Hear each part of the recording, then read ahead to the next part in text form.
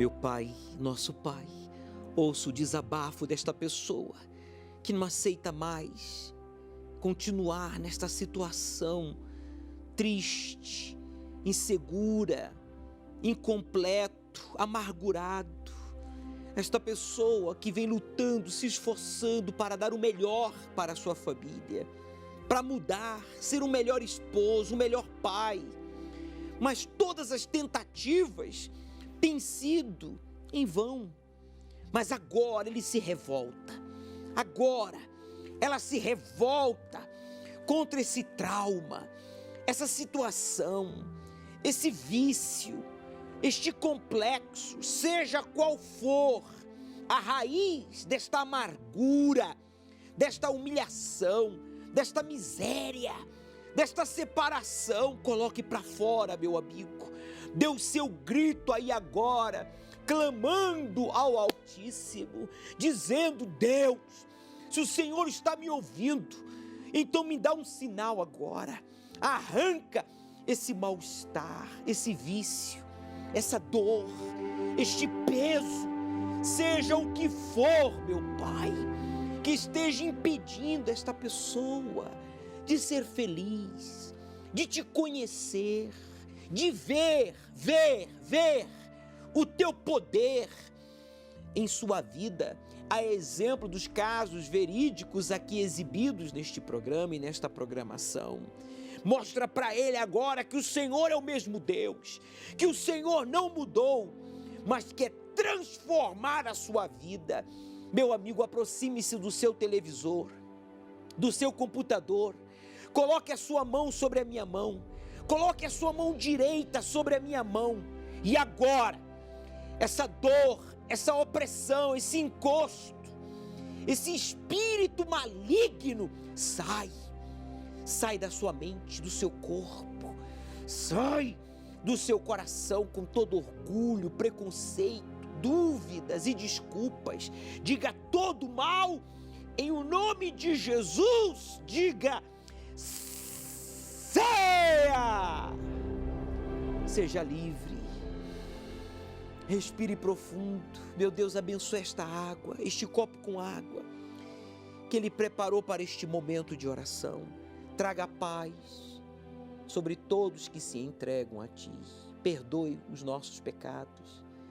Traga força para Te buscar, ir à Tua casa e a coragem para Te obedecer.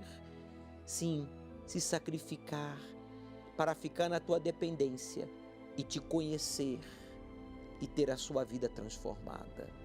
Em nome de Jesus, declaro esta água consagrada. Beba.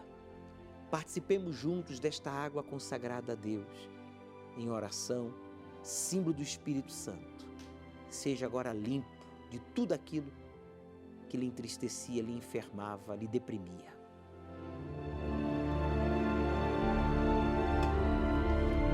Receba paz, força.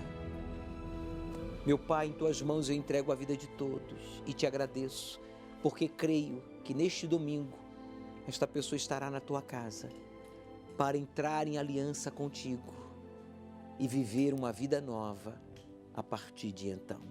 E você que crê, diga amém e graças a Deus.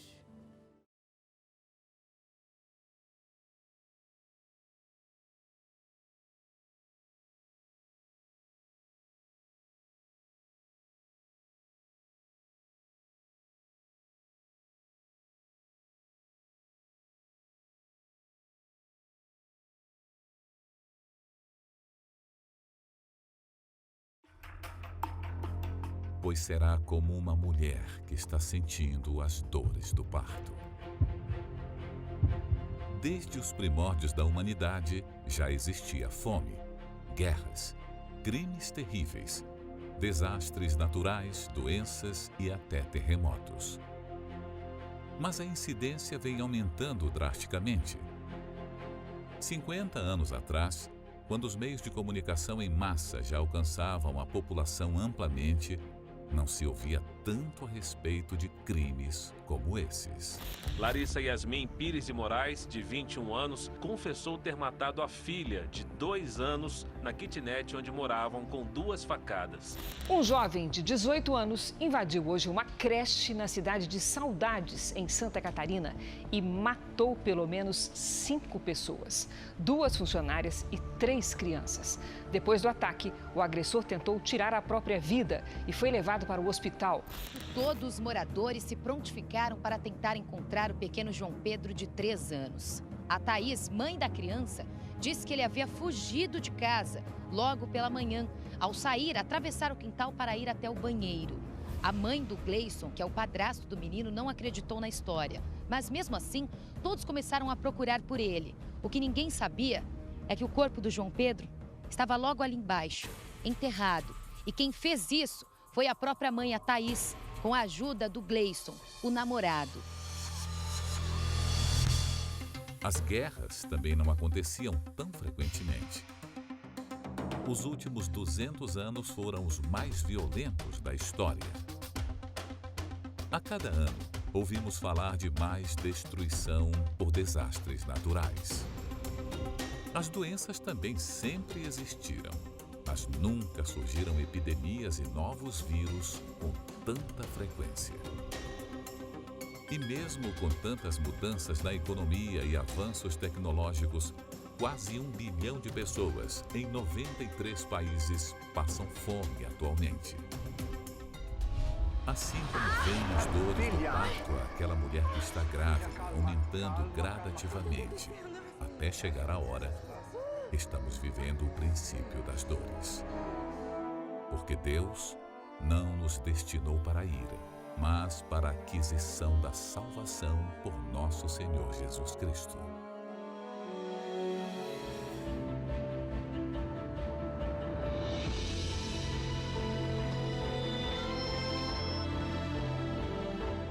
Domingo, às 18 horas, o estudo do Apocalipse, no Templo de Salomão, ao pôr do sol, na reunião do encontro com o Espírito Santo. Chegue cedo.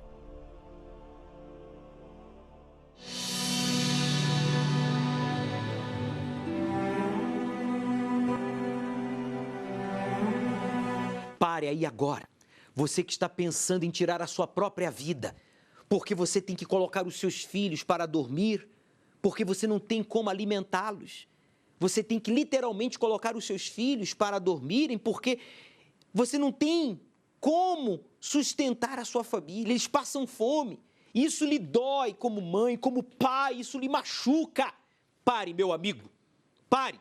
Você não vai tentar contra a sua vida, nem contra a vida dos seus filhos. O que você vai fazer é o que milhões de pessoas já fizeram, o voto de Betel. Você vai sair desse inferno que você está vivendo. O voto de Betel é você viver um pedacinho do céu aqui na terra, com saúde, prosperidade, família unida, a certeza da salvação, o batismo com o Espírito Santo, domínio próprio. Se você diz, bispo, isso é possível? Se você está perguntando se isso é possível, eu vou provar, não com palavras, mas com fatos. Preste atenção. Mais de 60 milhões de brasileiros estão com contas atrasadas responsáveis pela inadimplência. Dívida que é impagável. Não havia uma perspectiva de futuro. Meu nome é Everaldo Aristides do Nascimento. A minha vida antes do pacto, antes de ser dizimista, era uma vida derrotada. Uma vida de dívidas, problemas financeiros diversos. Antes do pacto, eu cheguei ao ponto de comprar um pãozinho na padaria para pagar depois. Eu trabalhava bastante, acordava cedo, mas o meu trabalho ele não tinha resultado. Aí aquilo que eu ganhava ele não era suficiente. Então muitas vezes eu tinha que pagar uma conta, pagava as mais essenciais e deixava outras. E aí envolvi com tomar dinheiro emprestado, devendo a agiotas. Perspectiva de futuro nenhuma, porque a gente com dívida, né, dívida que é impagável para a situação da época. Então não havia uma perspectiva de futuro. Assim, quando eu cheguei à igreja, que o pastor fez pregou sobre o dízimo, que está escrito na Bíblia, E eu prestei atenção. E ali eu criei naquela palavra. Eu criei naquilo que ele estava pregando. E mesmo com a situação difícil, eu me tornei dizimista. Eu fiz um pacto com Deus. O meu primeiro dízimo não chegou a R$10. A partir desse momento, a partir que eu comecei a ser dizimista, as portas foram se abrindo, portas que jamais eu imaginaria foram se abrindo. Eu comecei a trabalhar por conta, né? Sempre colocando Deus em primeiro lugar. Hoje, graças a Deus, hoje eu dou emprego, né? Eu dou emprego para mais de 20 pessoas, né? Tenho uma empresa. Hoje, graças a Deus, eu tenho uma casa, uma boa casa, 380 metros quadrados, 5 banheiros, tem alguns carros e, assim, Deus tem prosperado, Deus tem abençoado. Hoje, até em meio a essa pandemia que nós vivemos, temos contratos aí acima de R$500 mil cada um, então eu condiciono ao pacto, mesmo porque quando eu cheguei, não podia nem comprar um pãozinho, então não tem nem como eu falar que hoje seria a minha capacidade, seria impossível, né? Hoje, quando cai algum dinheiro na conta, meu dízimo hoje eu não tiro semanal ou mensal. Todo dia quando eu chego, eu vejo a conta, eu vejo aquilo que caiu, ali eu já separo o dízimo, ali eu já faço a minha primícia, já separo aquilo que é de Deus. Antes disso, eu não era casado, Deus me deu uma esposa, já estou há 28, vou fazer 28 anos de casado, tenho uma filha já com 25 anos. A paz, né? Por tudo a paz, né? E o melhor de tudo o Espírito Santo, porque sem ele nada disso seria possível. Você não tem 50 centavos para um pãozinho? Você não tem R$5, R$10 para tomar um café, fazer um café na sua casa, dar aos seus filhos? O passado do Everaldo era vergonhoso. Essa família maravilhosa, o casamento, a filha, saúde, união, respeito. Isso só foi possível por causa do Espírito Santo. Você sabe onde é que eles estão aqui? Eles estão no aeroporto, se preparando para fazer mais uma viagem em família. Desfrutar da saúde, desfrutar do casamento, desfrutar da família, desfrutar da prosperidade. Dinheiro é para ser o seu servo. Dinheiro é um excelente servo. É um péssimo senhor. Se você se deixar dominar pelo dinheiro, você está perdido. E vai perder o pouco ou muito que tem. Seja família, saúde, dignidade. Não deixa o dinheiro te dominar não, hein? Mas veja, o Everaldo, ele não tinha para um pão. Esse homem estava endividado, envergonhado. O primeiro dízimo dele, eu acho que foi R$10, né? Quer dizer, porque ele ganhou 100, mas ele passou a honrar a Deus. Agora eu vou fazer o voto de Betel. O voto de Betel é: Deus vai ser o Senhor da minha vida, vai ser o meu guia, vai ser o meu protetor, o meu provedor e o meu salvador. 5 coisas. Olha a vida aí do Everaldo. Então, você que não tem nem para um pão, faça o que fez ele. Ele que tinha que pedir fiado, comprar fiado. Ele não conseguia pagar suas contas porque ele devia a Deus. O que ele devia a Deus? Dinheiro? Não, Deus não precisa de dinheiro. Ele devia a Deus o primeiro lugar na sua vida. Meu amigo, o voto de Betel é para você, que diz: bispo, eu não tenho nem 50 centavos para comprar um pãozinho. Eu não tenho nada. Mas se você é um homem, uma mulher que honra a sua palavra, se você quer honrar a sua palavra, empenhe a sua palavra a Deus. Empenhe a sua palavra ao Criador. E Ele vai tirar você desse inferno que você está vivendo. Domingo agora, eu vou te ungir com o óleo aqui, que está nessa botija. Esse óleo veio lá de Betel, Israel. Eu vou te ungir com este óleo. Vou ungir os seus pés para Deus abrir os seus caminhos e conduzir os seus passos. Você que diz: bispo, eu posso fazer o voto de Betel agora? Agora. Vem, se aproxima aí. Bota aí, por favor, o Gabriel. Bota aqui a imagem da rocha. Essa rocha aqui representa Jesus. Coloca a mão aí. Diga o seu nome. Diga: eu, fala o seu nome, faço o voto de Betel. O Senhor Deus vai ser o meu salvador, guia, provedor e protetor. De tudo que chegar às minhas mãos, eu vou separar as primícias e levar ao teu altar, porque eu quero viver, diga, um pedaço do céu aqui na terra. Amém. Então agora, meu amigo, receba a unção nos pés. Domingo, ao pôr do sol aqui no Templo de Salomão. Chegue cedo. Os pastores vão estar atendendo 1 hora antes. Pastores consagrados, pastores experientes, pastores casados há anos, que já passaram em diferentes estados, vão estar aqui a partir das 17 horas para lhe atender em particular. Eles não vão falar o que você quer ouvir. Eles vão falar o que você precisa ouvir. É comum nos sentirmos, eventualmente, sem saber o que fazer, qual caminho seguir, qual decisão tomar. Mas Deus conhece todas as coisas, passado, presente e futuro, e pode nos direcionar nas melhores decisões e escolhas. Mas para isso, é preciso ouvi-lo. Jacó, em certo momento de sua vida, também precisou da direção de Deus e fez um voto com ele. Se Deus for comigo e me guardar nesta viagem que faço, e me der pão para comer e vestes para vestir, e eu em paz tornar a casa de meu pai, o Senhor me será por Deus. Você está amedrontado sobre o seu futuro? Não sabe o que fazer ou qual caminho seguir?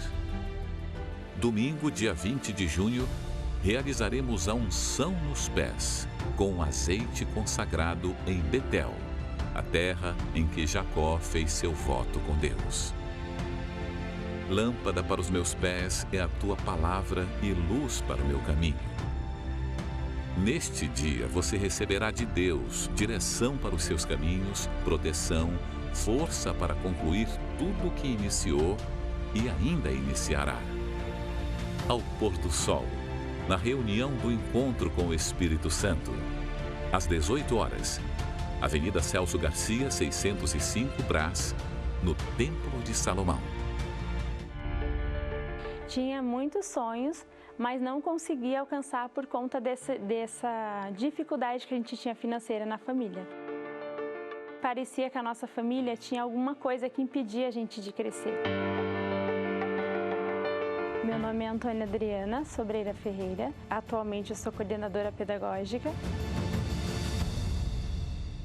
A minha infância, ela nunca foi uma infância fácil. A minha mãe faleceu, eu tinha 12 anos.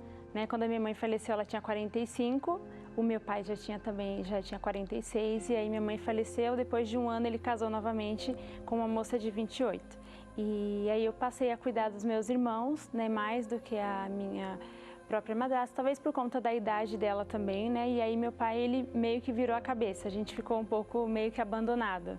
Eu e as minhas irmãs e o meu irmão. Foi quando meu pai, decidiu perguntar para minha tia se a minha tia queria ficar com a gente durante um tempo. Essa minha tia, na medida do possível, ela dava pra gente o que ela podia, Foi quando eu comecei a trabalhar, com 15 anos. Eu fui trabalhar numa casa de família, cuidadora, eu cuidava de uma senhora. E aí o dinheiro que eu ganhava lá, eu ajudava os meus irmãos. Eu ganhava o dinheiro, comprava coisa para mim, comprava coisas para os meus irmãos.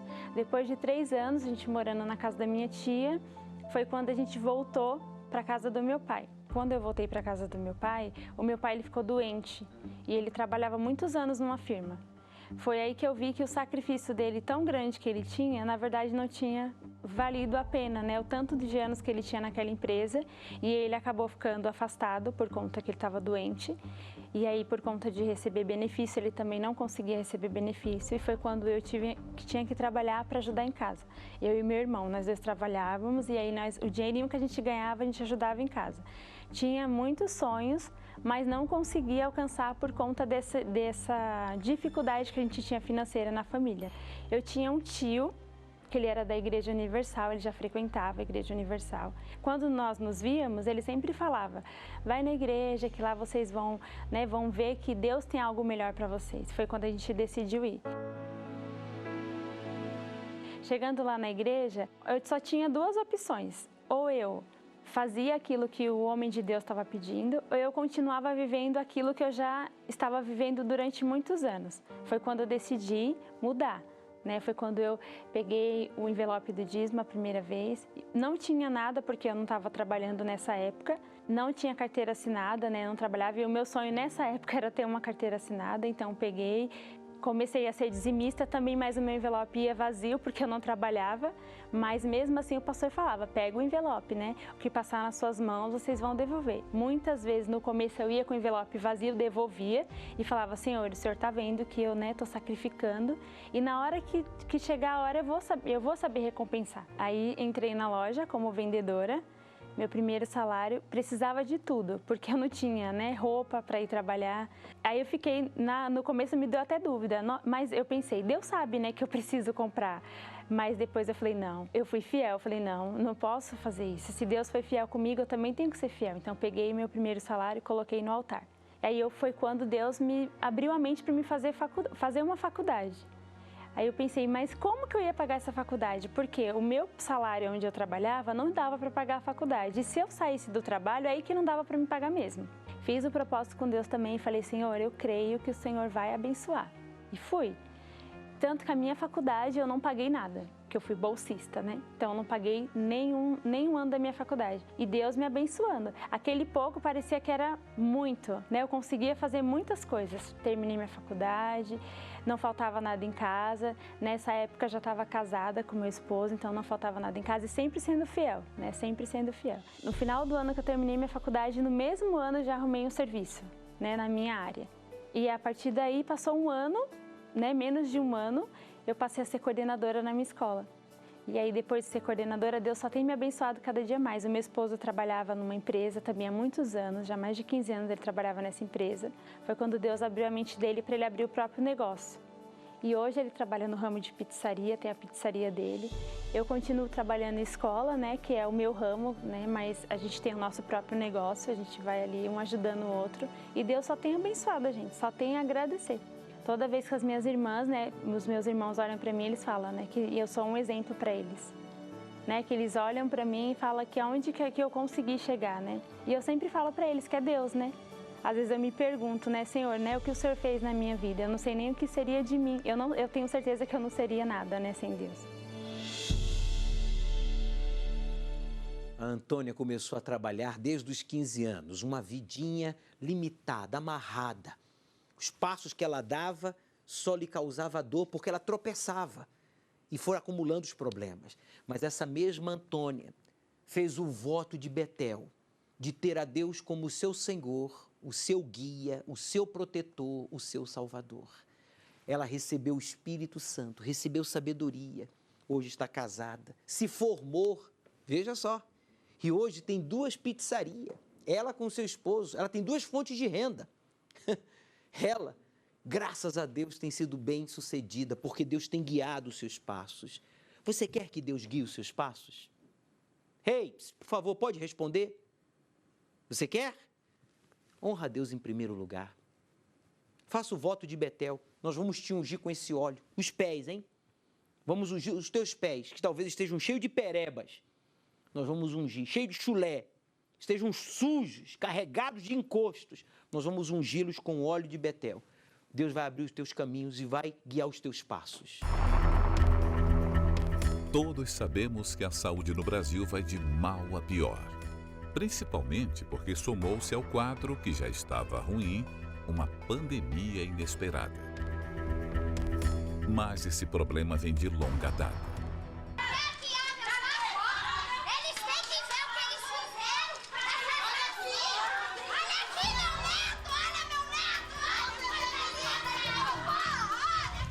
Sozinha nessa porcaria aqui! Não posso fazer nada pelo excesso de pacientes doentes! Na Santa Casa de Campo Grande, o maior hospital do estado, cirurgias foram suspensas, porque 3 salas do centro cirúrgico estão hoje ocupadas com pacientes graves em leitos improvisados de UTI. A gente não é nada, nós somos tratados como lixo. O ser humano hoje no Brasil é lixo. A emergência passou a madrugada com este aviso na porta. Atendimento restrito devido à superlotação. Segundo a administração, eram 164 pacientes para 64 leitos. Ano após ano, a saúde vem sendo negligenciada no Brasil. Tem gente que acha que não pode fazer a Olimpíada porque não tem hospital. Sabe, olha, sinceramente, eu acho isso um retrocesso. Mas não é apenas pela negligência. O setor da saúde é apontado como um dos principais alvos de roubo entre os políticos no Brasil. Anualmente são mais de 14 bilhões em prejuízo na saúde devido às fraudes. No Brasil, o orçamento destinado à saúde, público e privado, corresponde a 9% do PIB, ou seja, 630 bilhões. Portanto, por ano o país perde mais de 14 bilhões que poderia construir 1.400 hospitais de campanha com 200 leitos cada um. Ou comprar 290 mil respiradores mecânicos. Nos últimos 11 anos, foi um prejuízo de quase 160 bilhões na saúde, podendo ter passado muito disso em alguns governos. Essa é a razão de não ter uma saúde de qualidade no Brasil. É claro que esse grande problema vem de muito antes de 2010. Porém, veja um breve resumo de algumas das mais graves denúncias de desvios de verbas na saúde nos últimos 11 anos. 2011. Verba desviada da saúde do SUS daria para fazer 1.439 unidades básicas e mais 24 UPAs. 2015. Desvios da saúde no Maranhão passam de 1 bilhão, afirma Polícia Federal. 2018. Entre 2014 e 2017, levantamento da Polícia Federal aponta desvios de mais de 48 bilhões da saúde em 4 anos no país com corrupção. 2019. Estão sendo investigados desvios de 134,2 milhões, dos quais mais de 120 milhões teriam sido destinados a agentes políticos e a campanhas eleitorais de 2010, 2014 e 2018. Esse valor teria sido desviado da saúde na Paraíba. Em 2020, somados ao investimento anual destinado à saúde, o governo federal destinou 24 bilhões apenas para despesas com a pandemia. 9 estados estão sendo investigados de desvios de verbas desse valor destinado ao enfrentamento da Covid. O valor já chega a 1 bilhão 320 milhões de reais. No Amazonas, a secretária de Estado foi presa por desvios na compra de respiradores. O governador Wilson Lima está sendo investigado e teve os bens bloqueados. Podem ter sido desviados 80 milhões apenas no Amazonas. No Rio de Janeiro, o governador Wilson Witzel foi afastado. No Pará, Helder Barbalho é outro investigado na compra de 50 milhões em respiradores. Em Santa Catarina, 33 milhões de 200 respiradores que nunca chegaram. E o dinheiro desapareceu, pois o valor foi pago antecipadamente a uma empresa fantasma. Amapá, Distrito Federal, Rio Grande do Sul, Rondônia e Roraima também estão sendo investigados. Essas pessoas são as responsáveis pelo caos na saúde no Brasil. A mesma corrupção que vem matando há décadas quem chora de agonia por um leito de hospital, está matando agora, nesse momento tão terrível.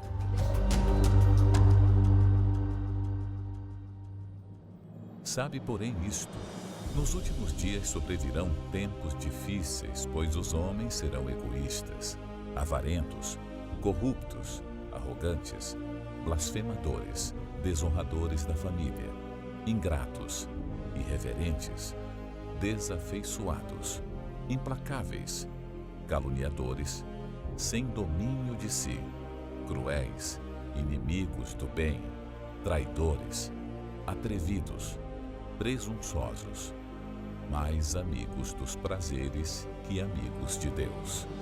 destes, afasta-te.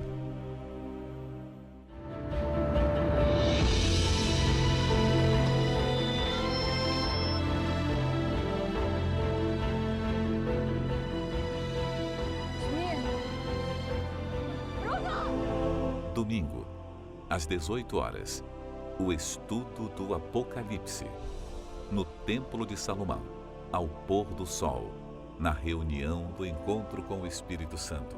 Chegue cedo. Não brinque com a sua salvação. Hoje pode ser o seu último dia de vida. E a sua alma é o bem mais precioso que você possui. Por isso, devemos estar prontos para sermos arrebatados hoje, em um abrir e fechar de olhos, irmos ao encontro do Senhor Jesus nas nuvens. Caso você não busque a sua salvação, você ficará aqui e sofrerá a grande tribulação. Os sinais já são visíveis. Jesus está voltando para buscar os seus filhos.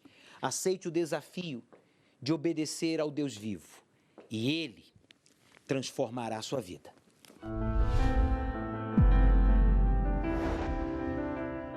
Apocalipse, o livro da revelação. Além de conter as profecias do fim dos tempos, ele traz advertências às 7 igrejas, dirigindo-se a todos os cristãos de todas as denominações que professam a fé em Jesus, para que percebam suas falhas e se corrijam, a fim de que não enfrentem a grande tribulação. Domingo, às 18 horas, o estudo do Apocalipse, ao pôr do sol, no Templo de Salomão, Avenida Celso Garcia, 605, Brás.